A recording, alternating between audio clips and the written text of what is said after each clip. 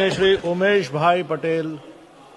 2 minute बोल दीजिए sir जी, आपको 2 मिनट का समय। मैं आज industrial relation code amendment bill 2026 पर चर्चा में भाग लेने के लिए खड़ा हुआ हूं।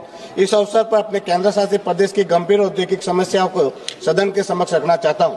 अध्यक्ष महोदय, ये बिल केवल कानून का संशोधन नहीं है, बल्कि ये भारत के श्रमिकों, उद्योगों और औद्योगिक शांति से सीधा जुड़ा हुआ विषय है।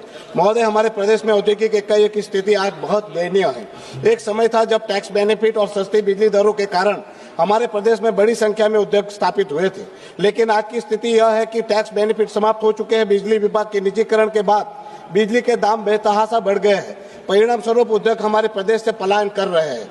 एमएसएमई इकाइयां बंद होने के कगार पर है, श्रमिक बेरोजगार हो रहे हैं। अध्यक्ष महोदय, यदि उद्योग ही नहीं बचेंगे तो इंडस्ट्रियल रिलेशन कोड किसके लिए बनेगा? मैं सरकार से स्पष्ट और ठोस मांग करता हूं कि हमारे प्रदेश को जीएसटी में विशेष राहत दी जाए। केंद्र सरकार अपनी 50% जीएसटी हिस्सेदारी ले, लेकिन राज्य की 50% जीएसटी माफ की जाए, क्योंकि हम केंद्र शासित प्रदेश है और ये मांग पूरी तरह न्याय संगत है। अध्यक्ष महोदय, औद्योगिक संबंध किसी भी देश की आर्थिक रीढ़ होते हैं। मजबूत उद्योग, सुरक्षित श्रमिक और स्थिर अर्थव्यवस्था संतुलन के बिना कोई भी देश विकसित नहीं हो सकता। ये मैं मानता हूँ। औद्योगिक विवादों के लिए तुरंत समाधान की बात स्वागत योग्य है। ईज ऑफ डूइंग बिजनेस के साथ इंडस्ट्रियल पीस का उद्देश्य सही है। एकीकृत कोड से कानूनी जटिलता कम होगी, यह सुधार कदम है। लेकिन महोदय, कुछ गंभीर प्रश्न जिनके उत्तर देश के मजदूर जानना चाहते हैं। सरकार से मेरे प्रश्न है, क्या इस संशोधन में ट्रेड यूनियन और श्रमिक संगठनों से पर्याप्त परामर्श किया गया था?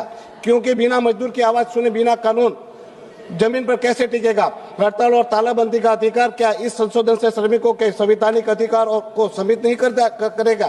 क्या यह बिल उनके हितों की वास्तविक सुरक्षा करता है, या फिर यह केवल कागजी प्रावधान बनकर रह जाएगा? क्या यह संशोधन राज्यों से व्यापक परामर्श के बाद लाया गया है, या फिर यह वन साइज फिट ऑल नीति का उदाहरण है? अध्यक्ष महोदय, मैं स्पष्ट करना चाहता हूं कि मैं उद्योग विरोधी नहीं हूं, मैं सुधार विरोधी भी नहीं हूं, लेकिन मैं मजदूर विरोधी कानून का समर्थन भी नहीं कर सकता।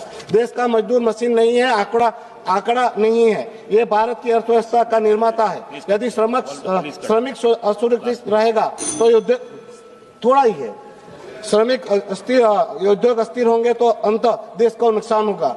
अध्यक्ष महोदय, मैं सरकार से मांग करता हूं कि इस बिल को जेपीसी को भेजा जाए, इस बिल पर व्यापक चर्चा की जाए और इस सुनिश्चित किया जाए कि श्रमिकों के अधिकार सुरक्षित रहे, उद्योगों को स्पष्ट और निष्पक्ष नियम मिले, औद्योगिक शांति जबरदस्ती नहीं, संवाद से बने। अंत में अध्यक्ष महोदय, विकसित भारत का सपना तभी साकार होगा जब विकास की दौड़ में मजदूर पीछे न छूटे। इन्हीं शब्दों के साथ मैं अपनी बात कहना चाह रहा हूँ, पर सर मैं एक विनंती भी करना चाहता हूँ, ऐसे बिल कभी भी आए तो उस पर व्यापक चर्चा करें, औपचारिकता ना करें, क्योंकि ये बिल हमारी भारत की संविधान की नींव होते हैं।